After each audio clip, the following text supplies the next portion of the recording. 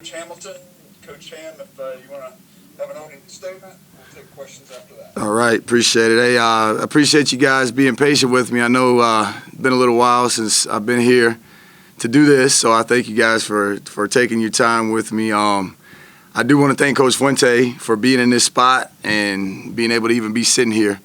And the other coaches on defense, those guys that it's been an interesting season, to say the least, not just for us but for everybody. And we are appreciative of that as far as the guys coming together to work, guys that are really trying to fight and battle every day with new information or with things that could change or just are unique compared to what we normally think of with football season.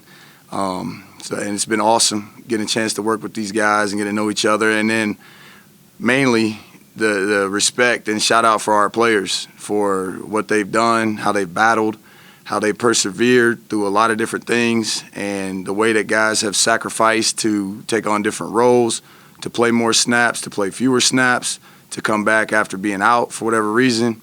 And it's a testament to definitely our kids and really all the kids and all across college football that are still competing, still playing, and going out there and doing everything they can do for their schools. So with that, open it up for you guys, what questions you have.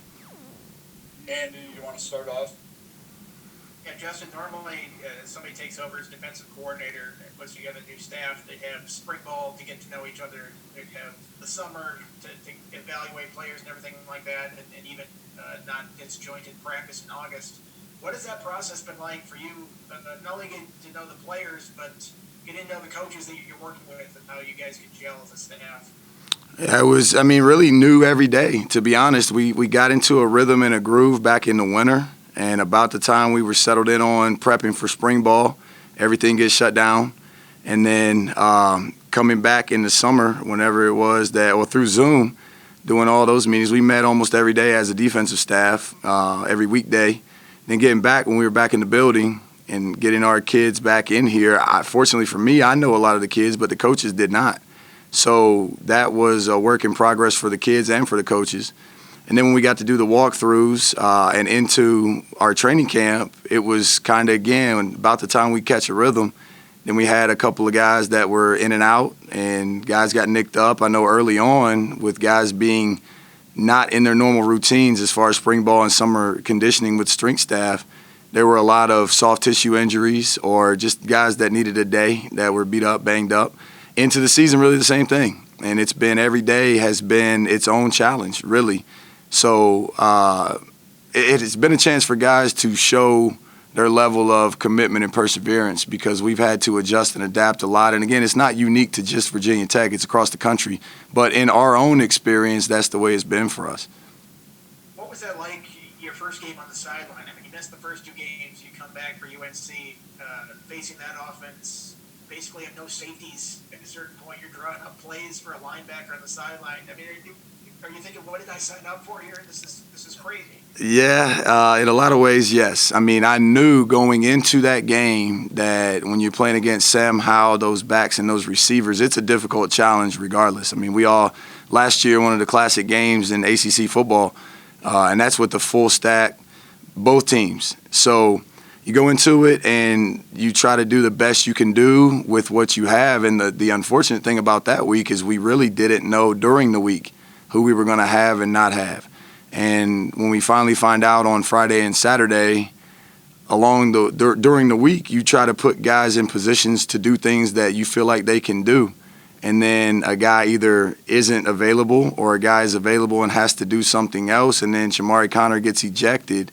It became, and like I said, with at that time one of the hottest teams in the country that we're playing against, it was difficult. It was a challenge, but I looked at it as you got to own it, and we've got to take, after the fact, we took our lumps, so I took it as an opportunity to be a stand-up guy and to get in front of our team and to get in front of whoever I had to get in front of and say, this is what happened, here's how we correct it, and we got to go do that.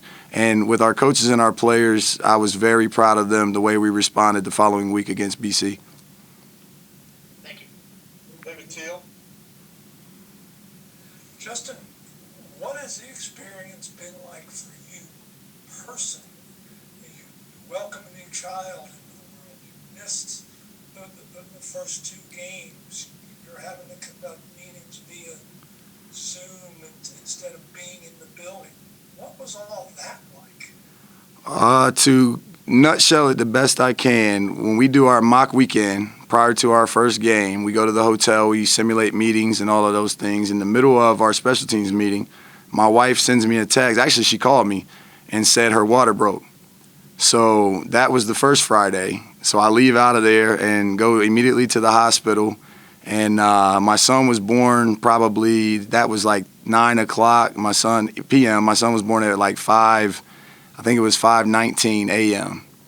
So I was up and down during that time. And then the following day, I didn't have anything at the hospital. I had no clothes, I had nothing.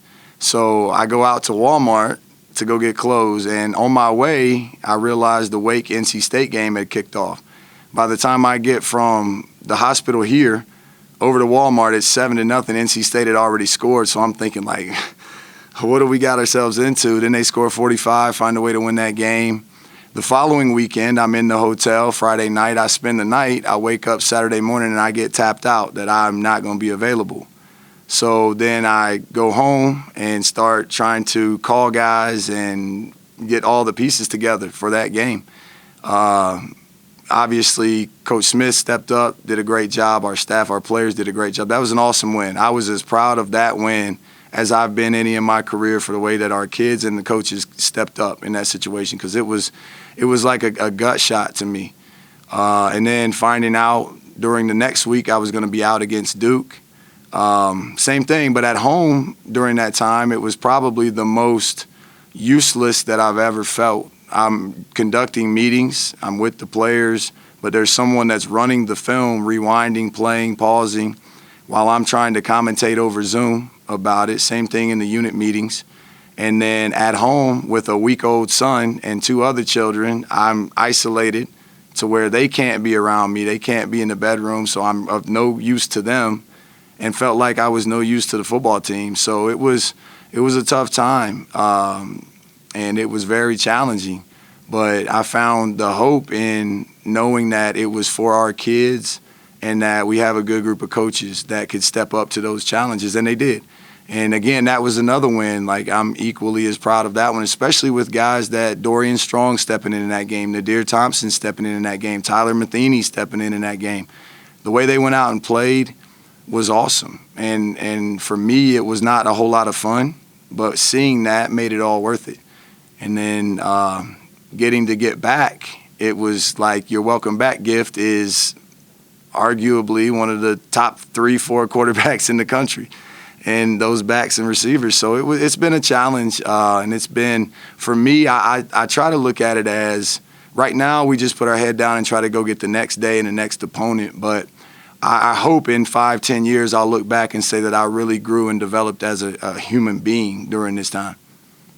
And then just to be as accurate as possible, when you say you were tapped out, was that for contact tracing or had you tested positive? I tested positive.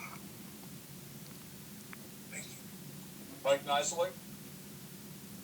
Well, you kind of took us through it, but what was it like actually having to watch your team play, not being able to any contact?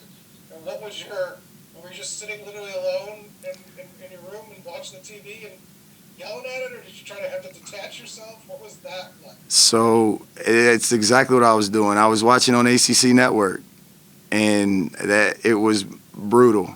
It was brutal. It was good, NC State, seeing them get out to a lead, and guys playing well on both sides of the ball, defense playing well, had energy, had juice, but it was miserable. I mean, I'm excited for our coaches and players, but I'm at home after all that we did to get to that point, and it felt surreal, but it felt really good at the same time. And then when they FaceTimed me into the locker room after that game, it was as excited as I've been. I mean, I'm totally by myself, and I'm yelling and screaming through FaceTime. They probably think I'm crazy, but I was that excited for our guys, and just thinking about what all they had experienced, what all they'd battled through. It was awesome. Duke, same way. Duke was a little different because it wasn't a home game. And I hadn't been there all week. I wasn't a part of the preparation physically. I was via Zoom, so that one was a little different. But by the end of the Duke game, I was ready to be done with that experience. That was not a whole lot of fun. And how did Coach Fuente talked about how you guys basically all September had defensive coaches out and kind of mixing, matching. How much of a effort was that to even get everything going throughout September when you have, grad assistants and quality control assistants coaching positions? How challenging was September in terms of that, where your coaching staff was sort of all over the map? It's the most challenging experience of my professional life. That's as a player or as a coach. My wife got me a Fitbit back for one of my birthdays or anniversary, and my sleep score during that time was 40s in that range because of how just trying to manage it all and help guys that were trying to help us. And they wanted to do it the way that we or I wanted it done. So out of respect for them and it was a sacrifice for them too. Those guys, their sleep scores were 40 also. It was as challenging a situation as I've ever experienced. It was very tough. Was it just mixing and matching? What was it? Was it logistically just trying to figure it all out? It was having a conversation with each position coach or coaches to discuss what I saw via Zoom or via watching the practice film from home and what they saw on the field, how their players were feeling, what they could handle, what they didn't handle. Each coach having that conversation, and then as soon as that conversation would finish up, it was almost like you get a text or a call that, well, he's not going to be available now, so what do we do next? And so then you call that next guy, or you Zoom with the next guy, and you go in the position room. I had a big dry erase board at my house, so I've got that up with markers, and we're drawing back and forth. So as I'm drawing something, and I'm trying to discuss how we see it or how we should rule it up, the other guys are in the defensive staff room or at home or wherever they were trying to do the same thing.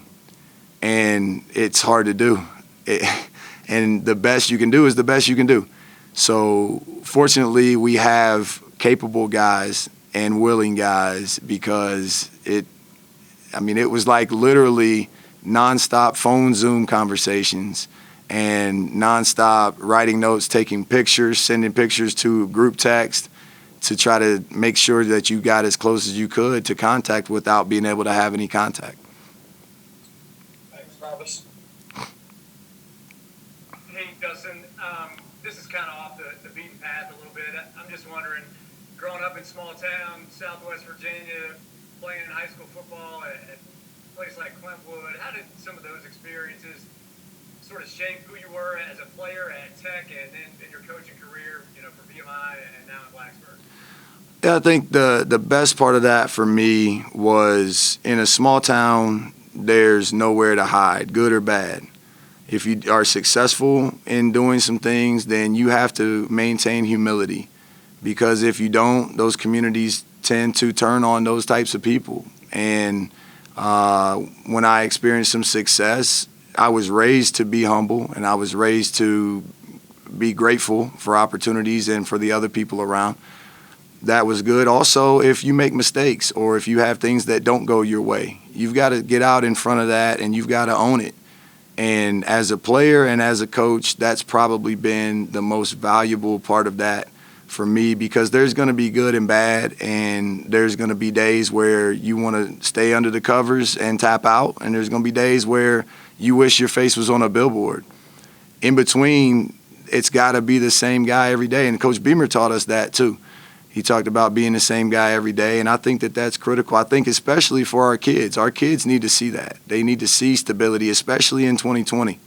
They need to see people who can handle up, down, and in the middle and be that stabilizing factor and force for them. So I take a lot of pride in that. Our coaches take a lot of pride in that. And hopefully when our kids witness that, then one day they'll be on this side of the microphone talking about how they're doing the same for the next generation.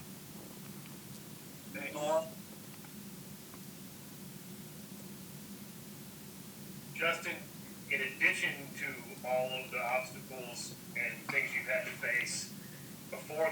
season in camp and during the season.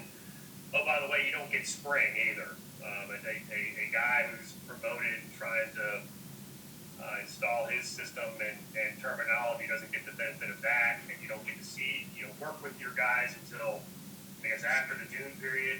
What did that do as far as kind of making it an uphill climb for you as a guy who's new in this new role? And I mean, obviously, there are guys you've been able to evaluate, having been on staff, but I got to think it's a little different when you're in your spot now. Yeah, the most frustrating part of that was that our new coaches didn't get to blend and gel with their players like they normally would have. That's probably what frustrated me the most, because that's incredibly important. The other part is spring ball, in my own opinion, is the time that you experiment with ideas that you've had as a staff. You also experiment with your roster and see where guys can fit. Last spring, 2 springs ago, is when we discovered that Shamari Connor could be a really good nickel for us.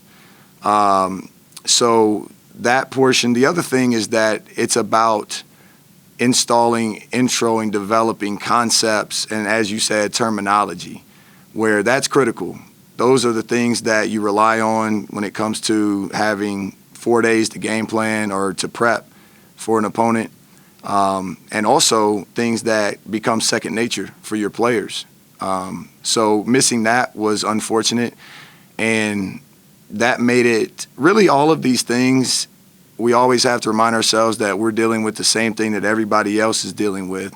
So you have to find ways to adapt. You have to find ways to improvise and overcome. And one of our GAs, Matt Cardulis, when we were talking back in the summer about how we should go into game plans, he brought up the phrase a dollar menu, like at McDonald's, where you've got an entire menu that you'd love to be able to serve, but when you go into a week, you may have to select the dollar menu and only choose the things that the guys you have available can do. And you got to hope that you've taught them well enough for that to be enough.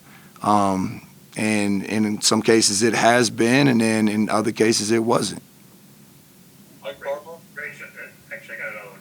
Ray Shard and a few of the guys had talked about how some of the run fits have been challenging for them at times this season, and that's caused some issues at times. Do you attribute some of that to the fact that there was less time to work with these guys and kind of implement the scheme and how it looks to them, or is there something else at play there? No, that's one part of it for sure. I mean, you need that time, and that's where you really learn those things at a walk pace. And you get your walkthroughs, but our walkthroughs we had, as we've mentioned, it was sometimes there was a total lack of a position. So we have coaches standing in at those positions. So you missed that. You had guys that weren't playing together as far as like the same 11 or the same group. They were in and out, not getting that time together. And then the other part of it is that when you, with Coach Foster, how we were essentially playing a lot of man coverage, and it was really successful for him. When you are down some of those guys and are not able to go in a game plan with all of those things, then it does change what guys need or where guys need to be.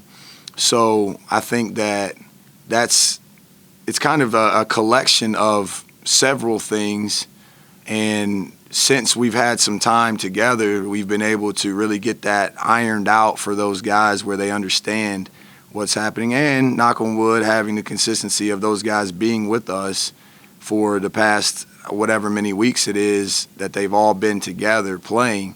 That's been very helpful too. I know you're in the middle of it right now, so you probably don't have a bunch of contact. Maybe you don't want a bunch of contact, but you talk much or stay in contact with Bud? Do you text with him at all, or is that something you don't do? No, we do. He texts, and I'll text him. He sends a lot of good luck texts, and we'll text each other. He's poked his head in the office. He'll just come by when he's around, and he knows he's always welcome.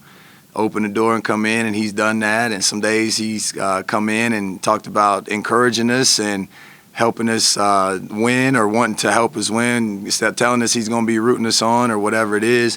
But then there's other times that he tells us that he's going to go to the lake, and he's going to go somewhere else, kick back. Like, he's enjoying the retirement that he earned, and he doesn't have the stomach ache all week and the 4-hour stomach ache on Saturday anymore. He's free of that. Right, thanks. Try to get to a couple more here, guys. Mike Barber. Yeah, Justin, I'm curious. You know, your career started as a strength coach for a job that you kind of had to lobby to get. How surprised, impressed, or what's your take on why you've been able to ascend to a Power 5 coordinator job so quickly?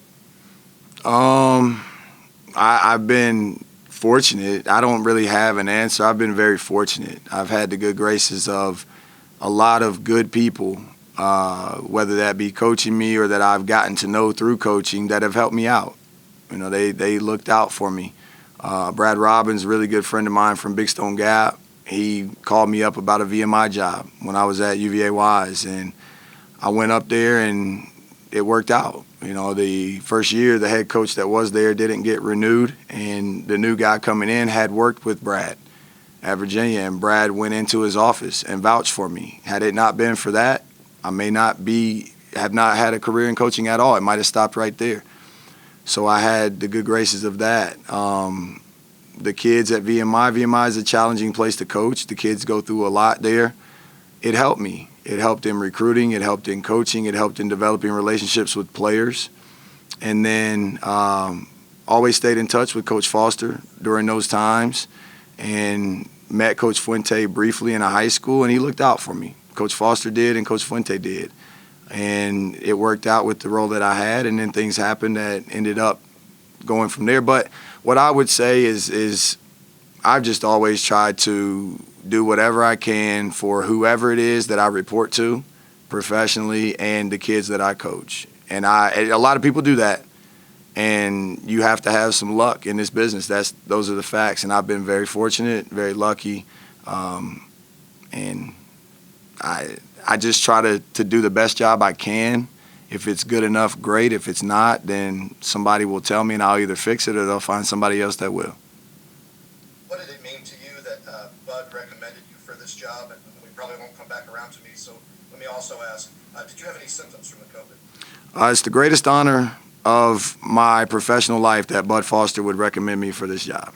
It's the number one honor that's ever been bestowed upon me. I'll never forget it, and I'll be endeared and endowed to him my whole life.